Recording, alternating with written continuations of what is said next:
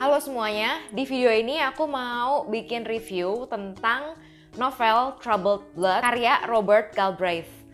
Novel ini aku kasih 5 dari 5 bintang di Goodreads karena bagus banget, bener-bener engaging dari awal, pertengahan hingga akhir. Langsung ke sinopsisnya aja. Jadi novel ini adalah novel kelima dari serial detektif Cormoran Strike. Dan di buku kelima ini, kasus yang dihadapi Cormoran Strike adalah kasus hilangnya seorang dokter wanita bernama Margot Bamborough yang sebenarnya sudah hilang 40 tahun yang lalu. Tapi suatu saat Strike secara nggak sengaja kebetulan bertemu dengan putrinya Margot ini yang sama sekali nggak pernah mengenal ibunya karena ibunya itu hilang waktu dia masih bayi. Dan putrinya ini merasa bahwa pertemuan tidak disengajanya dengan Strike adalah sebuah tanda-tanda bahwa ia harus meminta pertolongan Strike dan membuka kembali kasus pencarian ibunya. Jadi selama 40 tahun menghilangnya Margot itu, nggak pernah ada tubuh, nggak pernah ada jenazah yang ditemukan. Dan kebanyakan orang, termasuk polisi, menduga bahwa Margot Bamborough ini merupakan salah satu korban pembunuhan Dennis Creed, seorang pembunuh berantai di masa 40 tahun yang lalu itu, yang seringkali mengincar wanita-wanita dan memperlakukan mereka dengan sangat kejam, yaitu mengurung mereka di basement tempat tinggalnya selama berbulan-bulan, melakukan kekerasan seksual terhadap mereka, dan menyiksa mereka secara fisik. Lalu setelah mereka meninggal, dia bisa menyembunyikan mayat mereka itu dengan begitu cerdik sampai polisi butuh waktu berbulan-bulan untuk menemukan mayat-mayat itu. Nah, diduga Margot Bamborough ini adalah salah satu korbannya Dennis Creed. Hanya saja Dennis Creed ini nggak pernah memberikan pernyataan yang jelas iya atau tidak apakah dia benar-benar membunuh dokter wanita itu, sehingga masih gantung kasusnya. Nah, kalau kalian udah baca buku-buku sebelumnya, tentu saja kalian tahu bahwa Cormoran Strike tidak sendirian dalam beraksi. Dia selalu ditemani oleh asistennya, yaitu Robin Ellacott, yang berusia 10 tahun lebih muda darinya.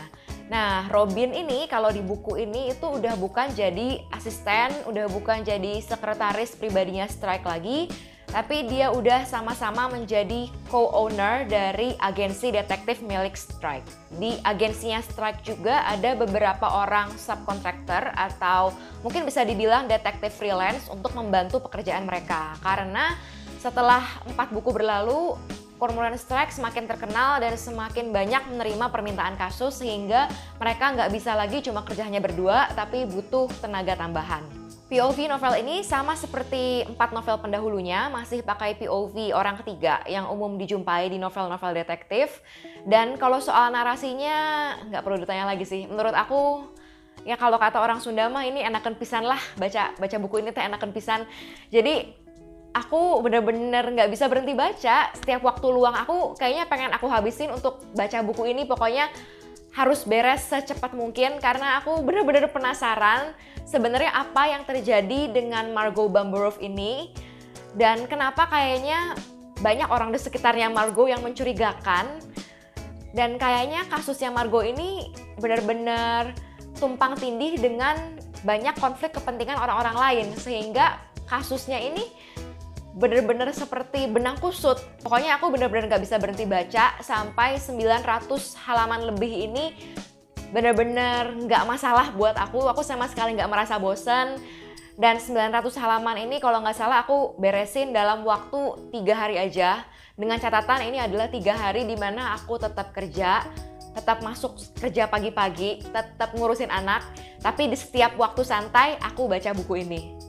Ada 2 hal yang aku suka banget dari novel ini. Yang pertama adalah kasusnya sendiri, kasus hilangnya Margot Bamborough. Kesan awal kasus ini kayaknya kasus yang sulit dan rumit banget karena terbukti udah 40 tahun kasusnya masih belum sepenuhnya terpecahkan. Penyidik utama dari kepolisian yang pertama kali menyelidiki kasus ini juga jatuh sakit di tengah-tengah penyelidikannya dan dia pun kayak sempat berhalusinasi mengenai gereja setan, aliran-aliran setan gitu dan karena penyakitnya itu dia juga mengaitkan kasus hilangnya Margot Bamburov ini dengan astrologi. Tapi di akhirnya, tentu saja sama seperti buku-buku sebelumnya, Strike ini adalah detektif yang pintar dan Robin adalah partner yang sepadan, saling melengkapi dengan Strike sehingga mereka selalu bisa memecahkan kasus serumit apapun.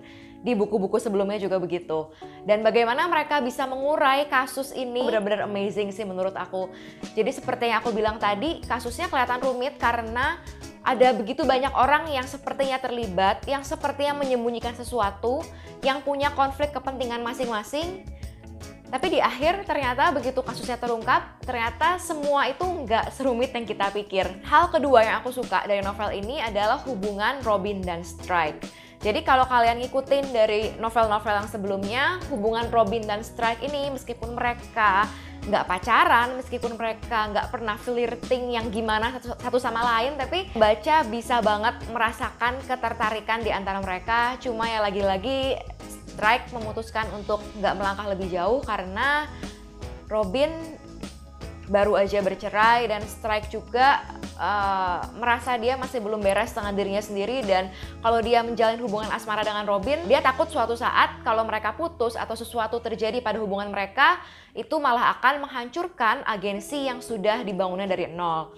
Tapi aku tetap suka sih melihat interaksi Robin dan Strike, percakapan antara mereka, terus gimana mereka saling melengkapi. Bahkan adegan berantem mereka pun menarik menurut aku.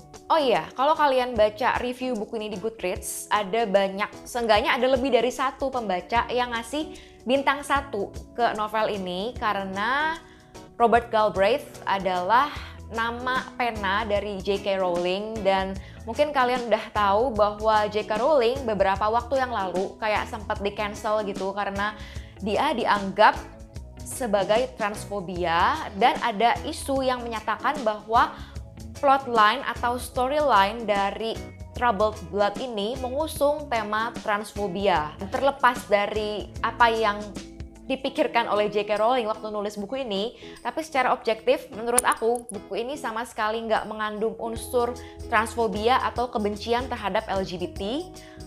Dan ini adalah tipe buku yang bakal tetap aku nikmatin meskipun aku nggak tahu siapa yang nulis. Terlepas dari apapun pemikiran, apapun kepercayaan yang dianut orang yang menulis buku ini, aku tetap akan menikmati buku ini. Okay, so that's all for today. Thanks for watching. Please like this video if you like this kind of content, and don't forget to click subscribe and hit the notification bell so that YouTube will inform you every time I release a new video. See you in my next videos. Bye-bye!